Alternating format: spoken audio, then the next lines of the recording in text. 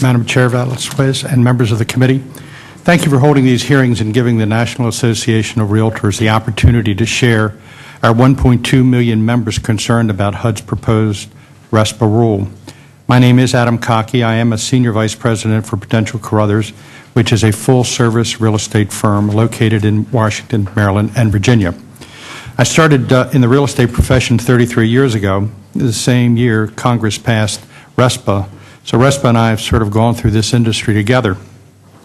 RESPA reform is important to NAR members because it is an essential component of any home purchase.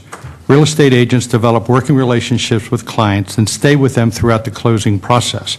As a result, consumers look to the real estate professional to help them understand the process from beginning to end. In 1974, the key congressional objectives of RESPA were to reduce settlement cost, eliminating referral fees and kickbacks, requiring disclosure to consumers so that they could better understand the terms and cost of their transactions. One thing Congress made very clear when it passed this law was that RESPA was not designed to be a rate-setting statute. NAR believes that HUD's extensive changes to good faith estimate and HUD 1 disclosure forms fall short of the mark and need additional work. HUD's changes, though well-intended, could have been much improved if HUD had tested some of these ideas with those who must implement them.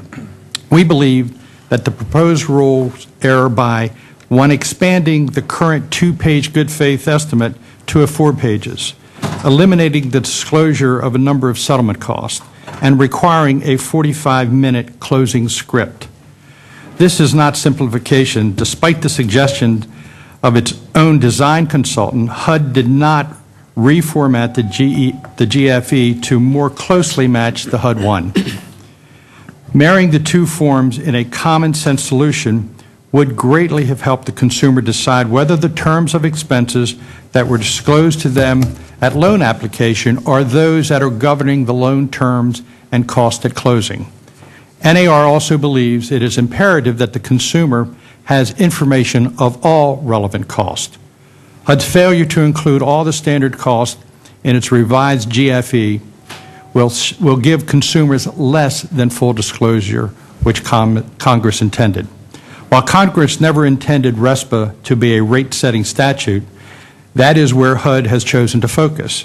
The proposal includes anti-kickback exemptions for volume discounts and tolerances for some costs that will tip the balance in favor of the largest lenders and hurt small independent settlement service providers.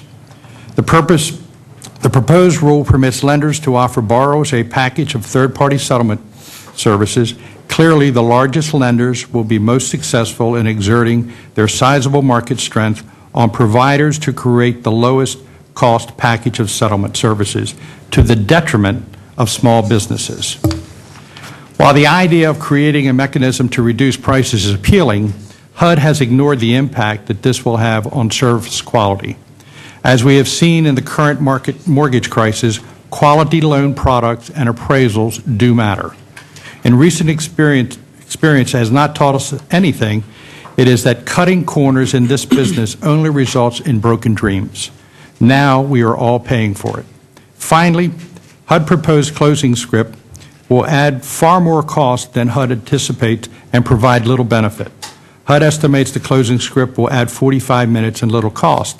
It is hard to imagine closing attorneys will donate that extra three-quarters of an hour or that a closing agent will not need to be compensated for the reduced number of transactions that can be handled.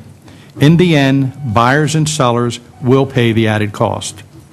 In my practical experience, the information included in the closing script comes too late. Disclosure could be better achieved by a clearer, good faith estimate at the beginning of the process. In conclusion, NAR strongly supports better disclosure of mortgage terms and settlement costs.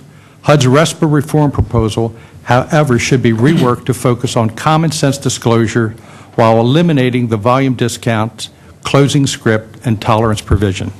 NAR believes that we need to put aside the political calendar and work on a practical and effective reform focused on simple disclosure. We have the ability to do RESPA reform right. We cannot afford just a good enough approach. Thank you.